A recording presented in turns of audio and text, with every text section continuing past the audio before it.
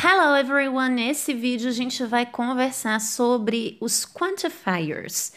E nesse vídeo específico a gente vai tratar de 4 quantifiers: o much, o many, o no e o any, que são algumas expressões que ao longo do vídeo vocês vão conseguir apropriar do sentido delas. Mas antes da gente tratar dos quantifiers em si, a gente precisa considerar e compreender o que são uncountable e countable nouns, substantivos contáveis e incontáveis. Nós classificamos os nomes na língua inglesa, os substantivos na língua inglesa, em 2 tipos, 2 formas. Eles podem ser countable, contáveis, ou uncountable, incontáveis. E o que seriam esses countable nouns, esses substantivos contáveis? São aquelas coisas que a gente consegue quantificar em números, que a gente consegue contar. 1, 2, 3, 4, 5, 6, 7, 8, 9, 10. Você consegue individualizar esses itens, ok? Então, primeiro indício. Segundo, esses itens possuem uma forma no plural. Essa forma no plural pode ser uma forma convencional, semelhante ao que a gente tem no português, com S, ou então uma forma irregular, que no inglês acontece também, tá? A gente tem até um exemplo aqui nesse slide. E esses countable nouns também aceitam o uso do a e do an antes deles, que significa um ou uma. Por quê? Se você consegue contar, você pode muito bem utilizar esse pronome indefinido antes dessa palavrinha, né? Então vamos aos exemplos. A maçã, por exemplo, apple, é um substantivo contável, porque eu consigo quantificá-la. Você consegue colocar na sua frente 1 apple, 2 apples, 3 apples, 4 apples. Se você retira uma, volta para 3 apples, você consegue individualizar esse item. Ele possui uma forma no plural, apples. A gente consegue utilizar o an antes do apple, uma vez que ele começa com uma vogal, né? An apple, uma maçã. Outro exemplo, an animal, que possui uma forma no plural. Olha, animals, a gente consegue quantificar, individualizar. Se você vê vários, você consegue contá-los. A toy ou toys. Observem mais um exemplo. A gente tem uma forma no singular e uma forma no plural. Podemos utilizar o a antes do toy, um brinquedo. O a aqui é utilizado porque a gente tem uma palavrinha que começa com consoante.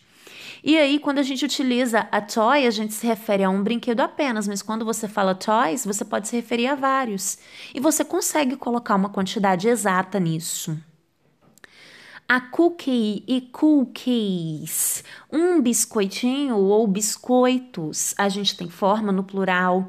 Nós conseguimos contar, olha, nesse prato aí, por exemplo, que a gente consegue ver 1, 2, 3, 4, 5, 6, 7, 8 cookies.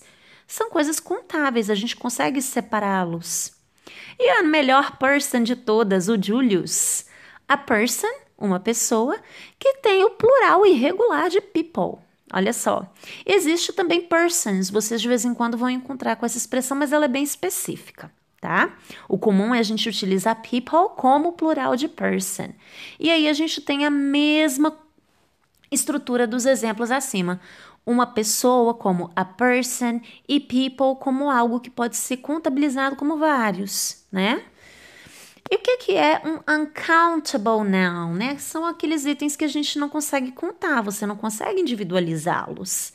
Eles não possuem uma forma no plural, eles têm só uma palavra que vai servir para significá-los. Estejamos falando sobre um ou vários, até porque a gente não consegue separar, né, em quantidade. E a gente não pode utilizar o I e o an antes deles, porque não tem como você quantificar, você não consegue separar. Olha os exemplos. Money, dinheiro. Teacher, eu conto dinheiro. Não conta, não conta, não conta. Você conta moeda, você conta cédula. Dinheiro a gente não conta. 1 dinheiro, 2 dinheiros, 3 dinheiros. Ok? Então aqui a gente tem várias cédulas, mas dinheiro não é uma coisa contável. Money, então, é um substantivo incontável da língua inglesa. Sugar, açúcar. Olha só, imagina separar esses grãos todos aí para a gente conseguir contar isso. Impossível. Você consegue quantificar açúcar através do peso, não é? A gente consegue colocar ali, assim como o dinheiro é pelo valor, açúcar vai pelo peso. Ou pela unidade de medida que você for utilizar, uma xícara, uma colher. Agora, um açúcar, dois açúcares, três açúcares, não vai. Tem plural no português, no inglês não tem não. Juice, suco. Imagina que desespero. Como que a gente fragmenta esse copo? Você consegue contar o copo. Você pode ter na sua frente aí 5 copos de suco. Mas você consegue ter um suco? Pensa bem, você consegue pegar esse copo e derramar o líquido dele e falar um suco, 2 sucos, 3 sucos? Não tem como, né? E o coffee entra na mesma questão. Do suco, a gente não consegue numerar, a gente não consegue quantificar o coffee. Você pode quantificar através do líquido, né, dos ml, que é o que a gente costuma fazer, ou do recipiente. Porém, através do líquido em si, a gente não tem um coffee, 2 coffee, 3 coffee, não vai, tá, pessoal?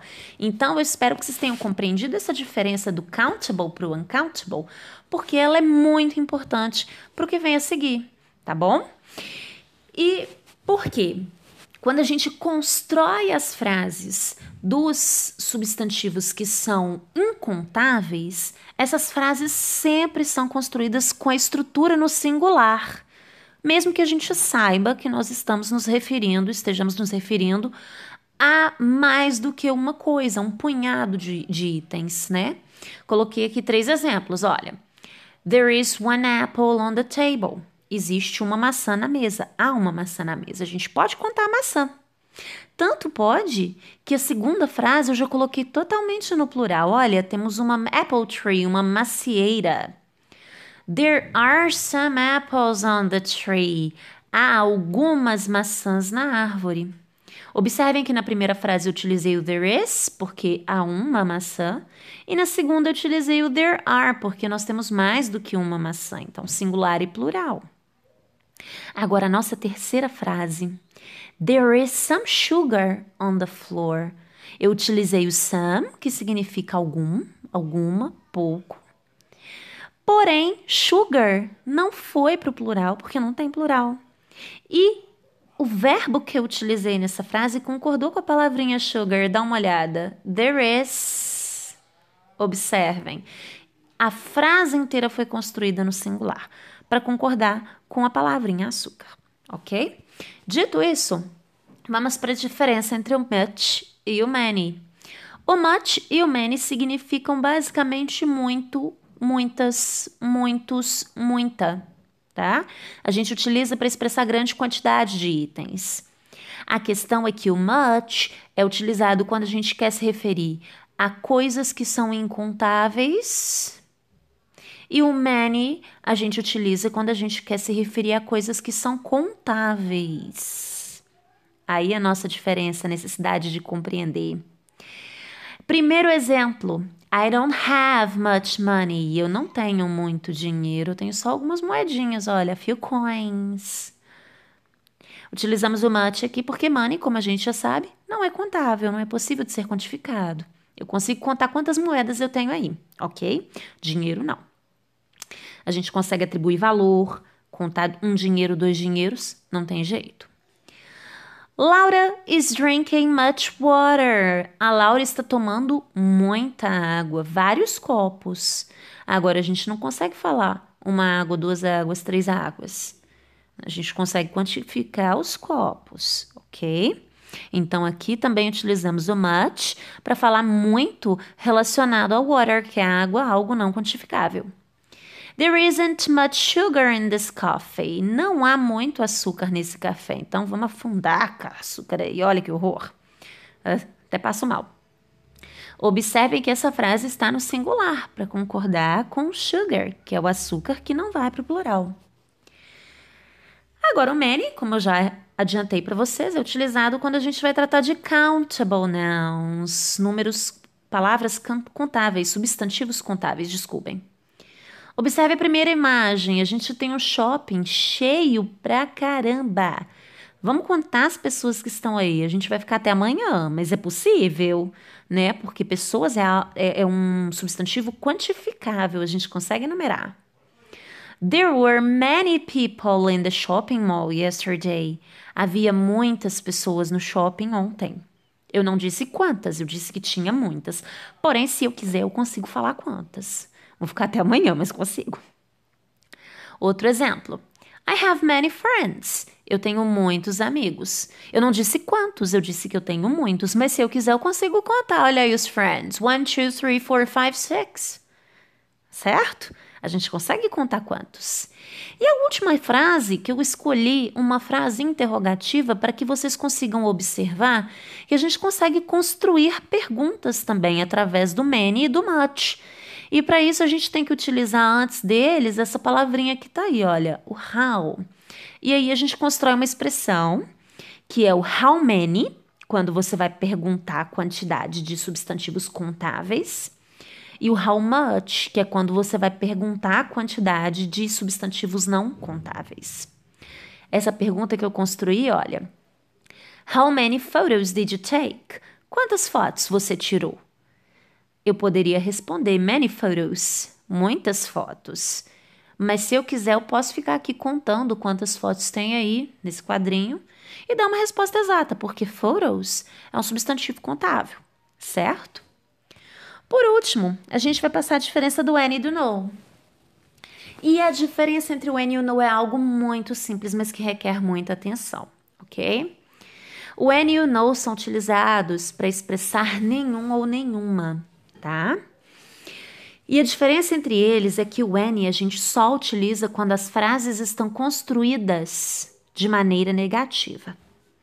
O no, entretanto, já é utilizado quando a estrutura da frase é totalmente afirmativa. E aí, quando a gente coloca o no naquela frase, ela se torna uma frase negativa. Vocês estão lembrados que o not é que é o não dentro de frase? Pois é, o no entra no lugar do not, tá? Então, dá uma olhadinha nos exemplos. A gente tem uma garrafa vazia, devia ter refrigerante aí, não tem. E eu escrevi duas frases com o mesmo significado, tá? A diferença é que na primeira frase eu utilizei o any e na segunda eu utilizei o no. Primeira frase. There isn't any soda in this bottle. Não existe, não há nenhum refrigerante nessa garrafa.